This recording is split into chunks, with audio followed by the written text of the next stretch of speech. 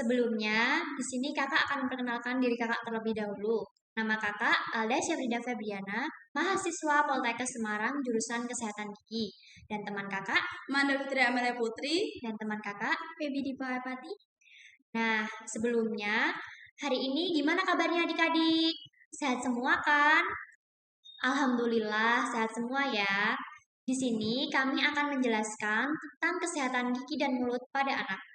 Sebelum memulai kegiatan ini, kakak ada sedikit jargon nih buat adik-adik semua supaya tambah semangat. Nanti adik-adik ikutin ya. Jargonnya seperti ini. 1, 2, 3. Gigi sehat, Hati senang. Oh iya, sebelumnya adik-adik tahu nggak sih tentang apa itu kesehatan gigi dan mulut pada anak? Kalau belum tahu, di sini kakak dan teman-teman kakak akan menjelaskan mengenai kesehatan gigi dan mulut pada anak.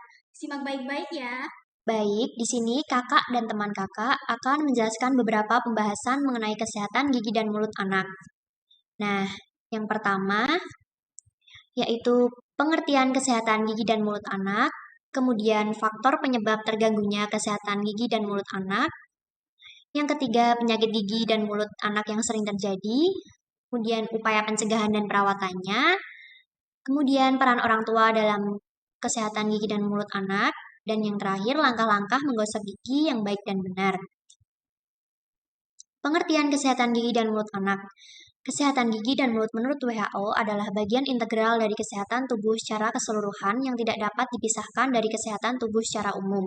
Kesehatan gigi dan mulut merupakan kondisi yang dinilai sehat terutama pada jaringan lunak, jaringan keras, dan unsur lain yang memiliki keterkaitan dengan area mulut.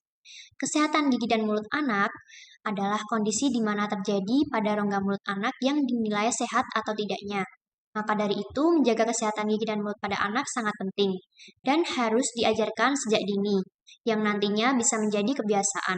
Hal ini dapat membantu mencegah lubang gigi atau penyakit periodontal seiring bertambahnya usia.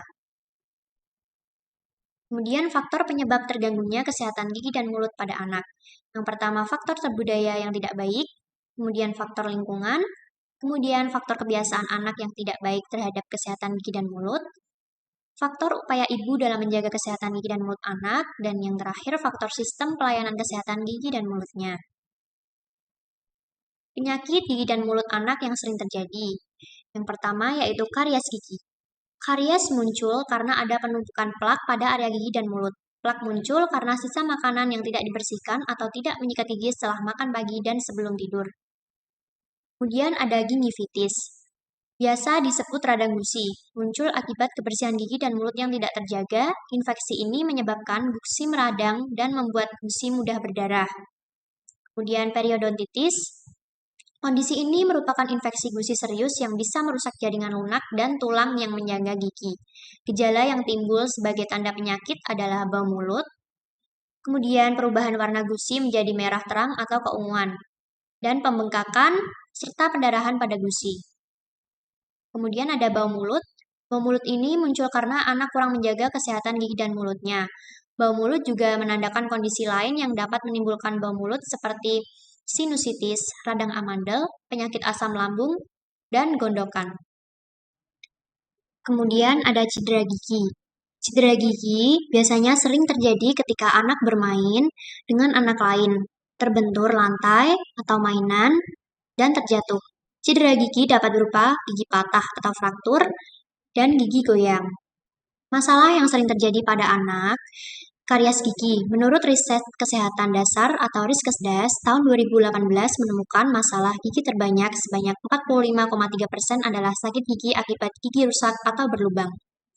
Bila dilihat berdasarkan kelompok usianya lebih dari 70%, penderita karies berumur 3-14 tahun. Selanjutnya, kakak akan menjelaskan tentang upaya pencegahan dan perawatan gigi pada anak. Upaya pencegahan untuk menjaga dan memelihara kesehatan gigi dan mulut agar senantiasa terhindar dari gangguan kesehatan, antara lain yang pertama, dengan membiasakan perilaku menjaga dan memelihara gigi dan mulut. Menyikat gigi minimal 2 kali sehari, pagi setelah sarapan dan malam sebelum tidur.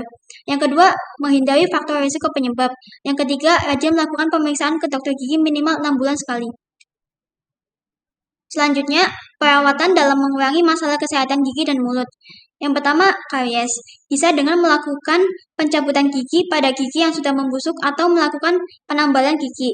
Penambalan ada 2 jenis, yaitu penambalan langsung dan penambalan tidak langsung, dan harus melakukan pemeriksaan minimal 6 bulan sekali. Yang kedua ada periodontitis. Pengobatan dapat mencakup metode konservasi, fisioterapis, dan bedah, tergantung pada kondisi sistem periapikal.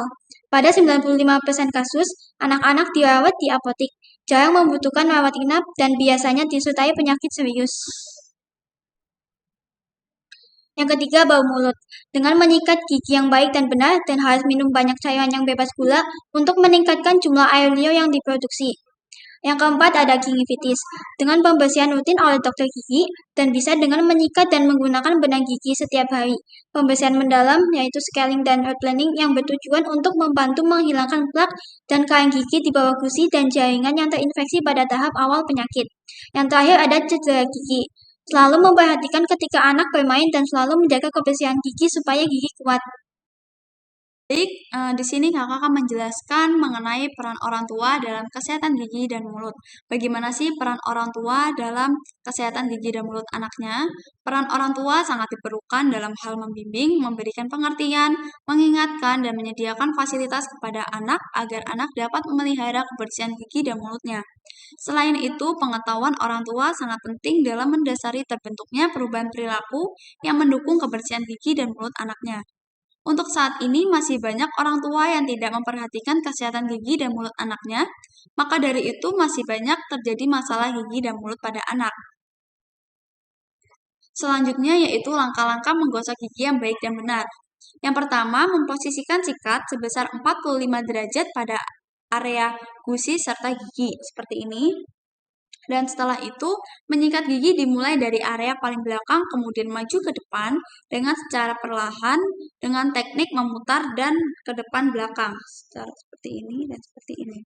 Dan untuk gigi depan, dengan cara memposisikan sikat horizontal dengan teknik menyapu, seperti ini.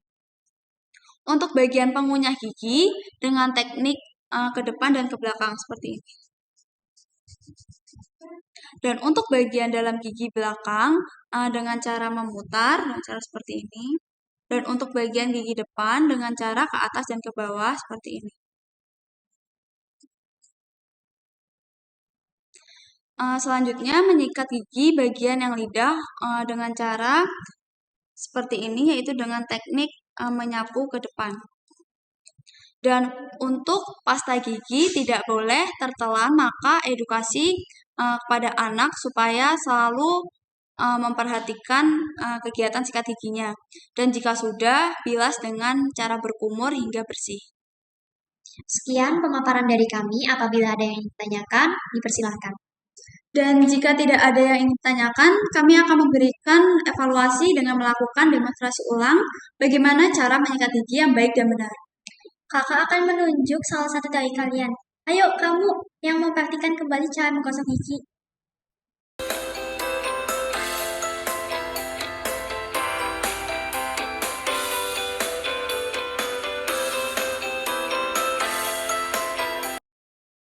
Sekian dari kami, kurang lebihnya kami mohon maaf. Wassalamualaikum warahmatullahi wabarakatuh.